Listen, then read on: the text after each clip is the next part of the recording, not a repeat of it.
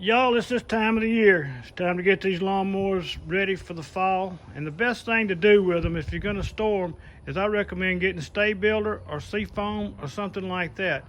I like to get a brand new gas can to make sure we're getting a good, clean gas in there and there's no water or any kind of impurities in the tank. And the best thing to do, and you've got to do this, it's very important, is to go by the instructions of the stabilizer or Seafoam or whatever you use, because this stuff, as good as it is, it can be harmful to your gas hose or your diaphragms in your lawnmowers. I highly recommend it. If you don't, these carburetors, when that stuff sits up in them like that, it just eats them up. There's not anything a mechanic or anybody else can do with them. Here's a little bit of a tip. They've got these carburetors on the Amazon and places like that. Y'all, they're dirt cheap. I mean, it's a lot easier to go buy one off of Amazon than it is to get a mechanic to try to rebuild it. Mechanics don't even hardly do that anymore.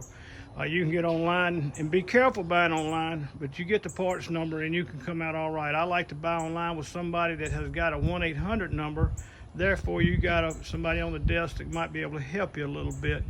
Okay, I'm gonna walk through a few things right here to be aware of. One of the main things that I see go wrong with these push mowers and walk-behind mowers is when people get ready to crank them, they grab the starter rope and they just snatch the doggone fire out of it.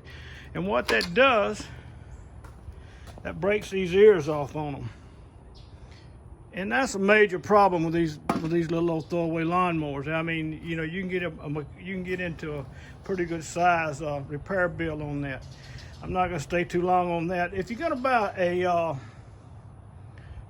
lawnmower this fall and winter for bagging, I recommend that you get one that's got the transmission in the back.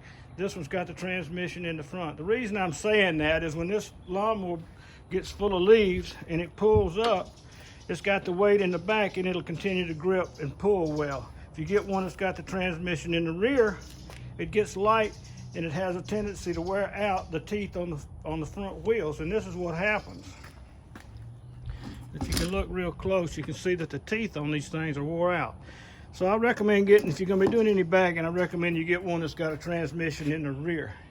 If you're gonna get a lawnmower that's just a walk-behind mower, I recommend you get one that's got the big wheels in the back, because they're so much easier to pull. Now, the one thing that you will run into when you get one that's got the big wheels in the back is these spokes in here have a tendency to break. So get one that's got heavy spokes in the back end. And what causes that most of the time is people cutting on a ditch or a slanted ground, and the weight all being on one side. Okay, that's about all I'm gonna say on this right here. I'm just running tests on this thing right at this point in time to see if we want to get a YouTube channel or not. I appreciate y'all's patience.